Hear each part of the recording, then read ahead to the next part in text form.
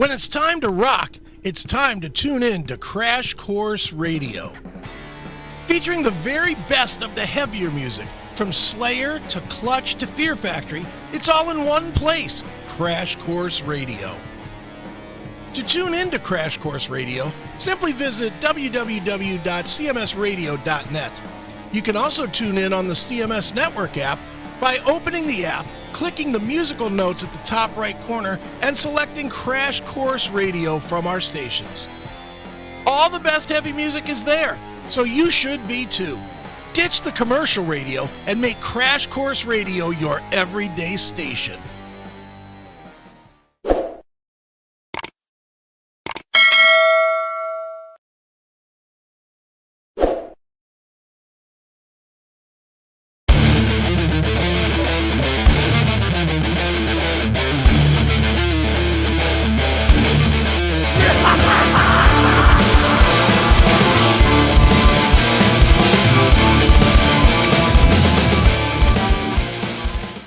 What's going on, everybody? It is Chris Akin once again with another episode of Chris Akin Presents.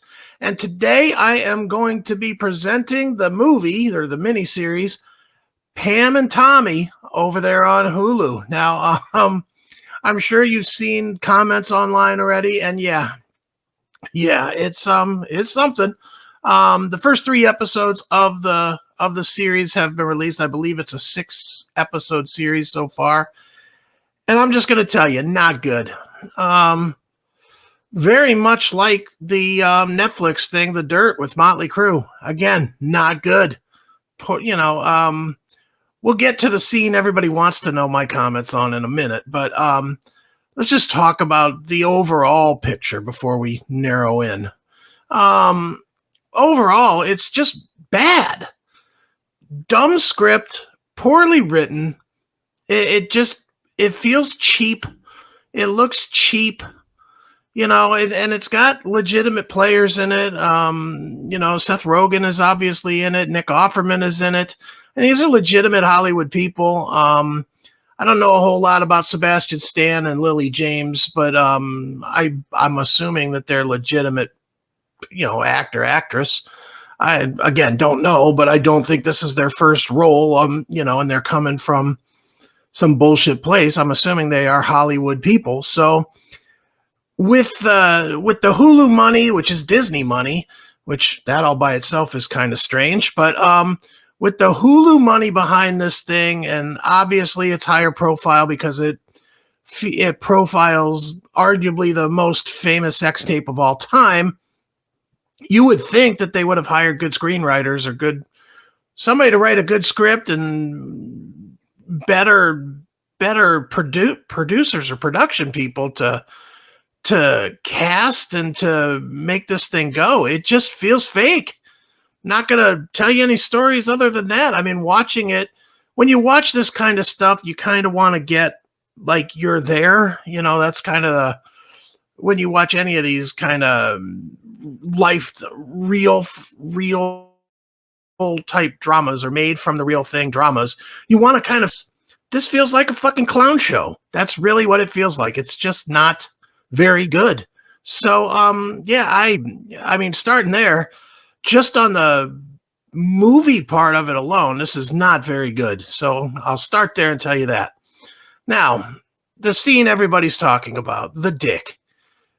First of all, there's way too much dick in this fucking thing. There's just way too much of it in this miniseries. And I know, you can't be shocked by it. I mean, it is about the Tommy Lee sex tape. And, full disclosure, I had that sex tape. I love that sex tape. I ain't gonna lie. I've watched that tape a million times. So I'm certainly not somebody that's like anti-porn or was anti, this or that. I thought Pamela Anderson was the hottest chick on the planet then. I wanted to see her fuck, and I did. That's the way most guys were. Most won't admit it, but that's just the truth of the matter back when the tape came out. That said, my God, this thing with this dick, Jesus, we just way too much of it, at least for a guy, for a heterosexual guy, it was way too much dick for my taste. And I can't believe Disney signed off on this thing. But then there's the scene where he's talking to his cock. And I'll just being honest, I know it's from his book. I know in Tommyland or Mr. Tommyland or whatever his book was called, he talked about being high and talking to his dick. And that's where this scene comes from. But it wasn't cool. It wasn't funny. It was creepy and weird. They're doing like a shot from below him where you're looking up his dick hole, and it just, the thing curving around like a snake and talking to him, and almost like it's trying to look up at him while it talks. So it was just weird and stupid and gross, kind of. And to be clear, I actually called a female friend of mine that I knew had watched it as well and asked her what she thought. And she said the same thing, that it was gross and weird. So it isn't just me being grossed out by seeing a cock. It just was gross. So I don't know, man. I'm not sure I even want to see the other 3 episodes because the first 3 were garbage. It really, I will admit, I did watch all 3 hours or whatever it is, or 2 hours and 30 minutes, I think it's 3 45-minute segments. And I watched all 3, and I got nothing good to say, really. It's not very good. And it's sad because I, for one, as somebody that, loved that tape, was certainly somewhat interested in it. I know it's kind of goofy that they're making a mini series about a sex tape, but whatever. I was part of that culture at the time, and I wanted to see, what went on behind the scenes. And now that I'm seeing what went on behind the scenes, it's like, the lessons learned. Tommy Lee is a dick. That's not shocking. Tommy Lee has a big dick. That's not shocking. They didn't want the video out there. That's not shocking. So there's no real revelations coming out of this thing. And again, it's just poorly acted and a bad script. So this one gets a miss from me. I know that probably surprises some of you that hear me on the CMS constantly talking about porn. But this gets a miss. I didn't enjoy this at all. Pam and Tommy on Hulu, not so good, at least so far. But what do you guys think? Leave your comments, below. Obviously, hit the notification bell and the subscribe and all the stuff I'm supposed to say as a podcaster. But make sure you leave a comment and let me know what you think of not only this series, but the scene itself that everybody's talking about. I'm curious to see if anybody is enjoying this thing. So make sure you also visit my website, chrisakin.net.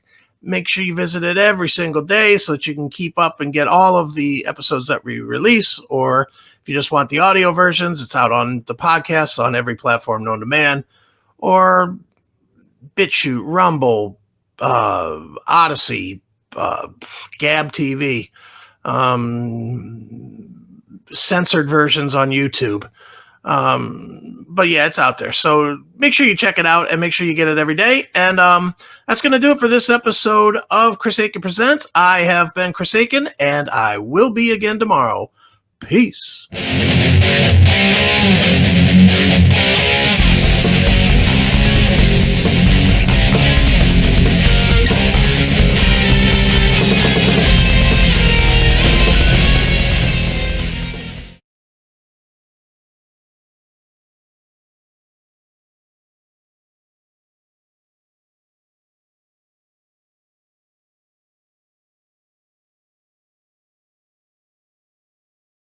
The Classic Metal Show now has all of our videos on Spotify.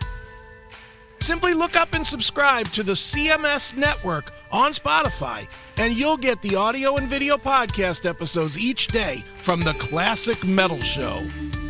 It's never been easier to watch or listen to Neely and Chris, so simply open Spotify, subscribe to the CMS Network, and enjoy The Classic Metal Show every single day.